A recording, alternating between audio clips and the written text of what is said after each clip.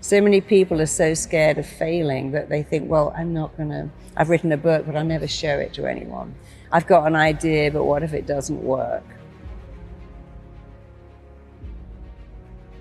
And when they begin to see, oh, it all tracks back to a thought which I'm free to change, it's very liberating, it's very empowering. Really, the only thing wrong with you is you don't think you're good enough. But it's very simple to think a different thought, because we own our thoughts. We have to remember something. The mind has no choice but to act on our thoughts. We have an incredible choice to think better thoughts. Strongest force in all of us is we must act in a way that matches how we define ourselves. So your mind's job is to make your thoughts real. The job of your mind is to listen to your thoughts and to start to make them real. People say, I don't know what I was thinking of. How did I end up in this mess? Well, you were thinking, I'm not going to succeed. Everything's not going to work out. If I start that business, it will fail. If I write the essay, it will get a bad mark.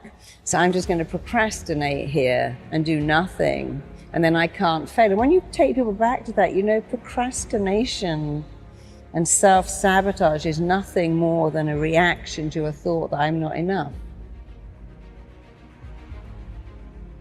My mind believes that everything I tell it must be true, whether it's good or bad, helpful or very hurtful. So we've got to get into the excellent habit of saying, I can do this, I've got this has got my name all over it. No one can do this better than me. Even if they could, I can still do it my way.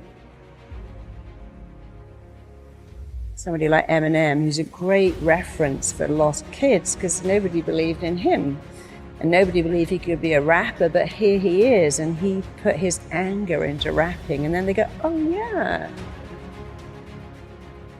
But that's the thing, you get to edit your story, upgrade your story, rewrite your story, change your story. Your thoughts are yours to change. You're not your thoughts. Change them. So your life can change like that if you just get into the excellent habit and keep going of dialoguing better with you.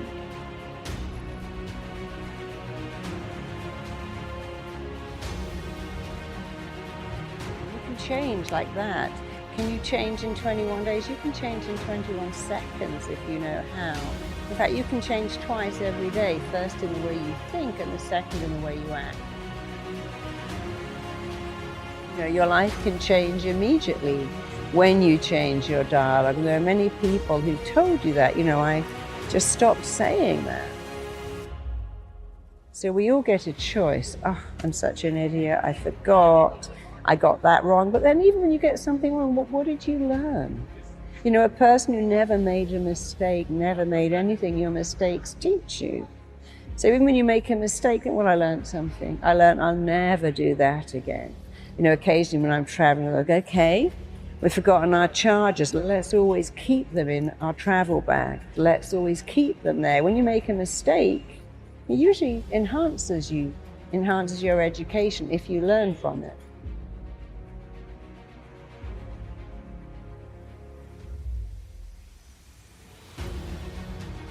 And that's one of the rules of the mind. Whatever you focus on, you get more of.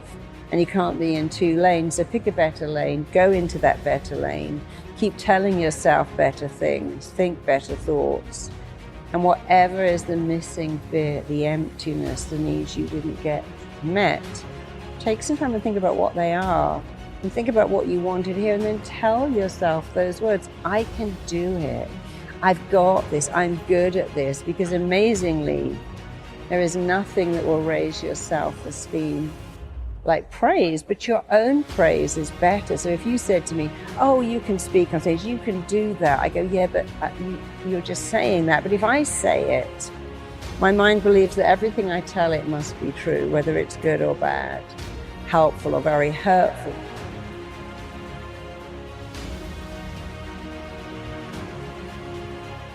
the words you want to hear, what I call the missing bit. What have you been longing to hear? Well, don't give that away and don't give that up. Start to say it yourself because it sinks in. Whoever's saying it, it sinks in. But when someone else says it, they might have an agenda. You're great, could you lend me some money? But when you say it, there is no agenda.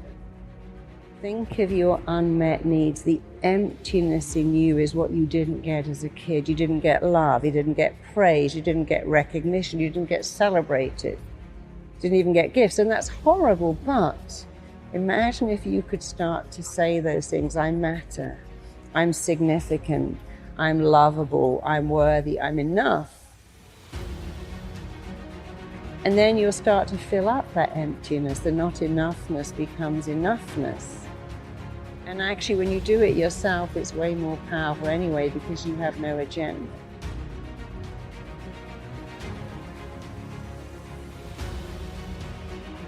Because it all starts with a thought.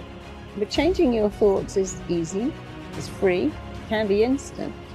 And so I really like to simplify what makes humans tick, because what's the point of making it complicated? How does that help anyone who says, well, I'm messed up and so hard to change and people can't change? It's like, well, that's not correct. Who taught you that? From the minute you're born, you're changing.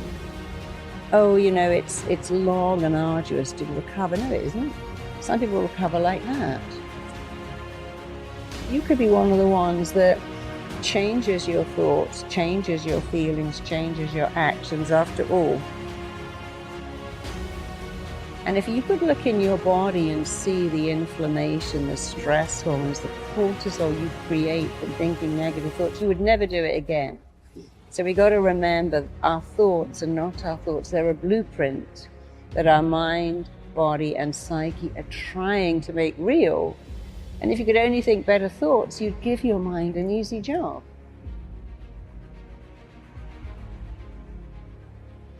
Your lovability's got nothing to do with the numbers on the scales or the numbers in your clothing label or the numbers on your birth certificate or the number of your followers. So we get very consumed by the number. I need to be thinner, taller, smarter, better grades, more followers. And you've got to stop all of that and just believe that you're great, and you can be even greater when you stop defining who you are by what the numbers say. And so we all have a gift, and I think your challenge is find out what you love to do and become brilliant at it. And we've all got something unique that we can do.